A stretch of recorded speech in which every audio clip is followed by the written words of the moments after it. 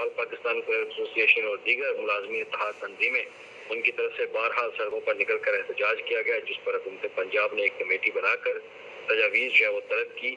लेकिन अब additional chief secretary Punjab है इरम बुखारी, उनकी सरबराही में एक कमेटी का इजलास आज से 4 रोज़ कबल भी हुआ और आज भी मीटिंग का इजलास जो है वो किया गया।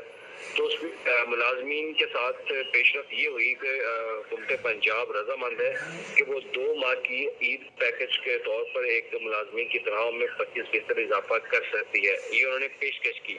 लेकिन मुलाजमीन का मुतालबा है कि जिस तरह वफाक की तर्ज पर वफाक ने नोटिफिकेशन किया, उसी तर्ज पर उनको उसी माह के मुताबिक जो है वो उनकी तनख्वाह में इजाफा किया जाए। अगर उसकी कैलकुलेशन की जाए तो वो 4 माह की तनख्वाह बनती है अजाफी 25% अलाउंस के साथ। लेकिन हुकूमत पंजाब कह रही है कि वो 2 माह की तनख्वाह इनको इजाफी दे सकती है, बजट में भी तनख्वाह में इजाफा कर सकती है।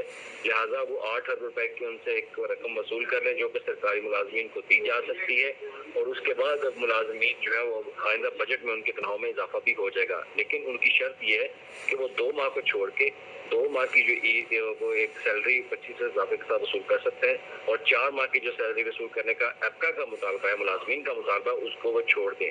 तो ये वो एक पेशकश की और इस पर ऑल पाकिस्तान क्लब एसोसिएशन और दीगर मुलाजमीन इत्तेहाद तंजीमें हैं, उनका मौक़िफ़ ये है कि वो अपने पार्टी के साथ, अपने कारकुनान के साथ उस पर मशावरत करेंगे, उस पर हुकूमत पंजाब को रद्द देंगे। क्या ईद पैकेज दिया जाए या फिर पहले जो 4 माह है इनकी तनख्वाह भी वसूल की जाए और आइंदा बजट में भी तनख्वाह में उनका इजाफा किया जाए। जी बहुत शुक्रिया अली रामी।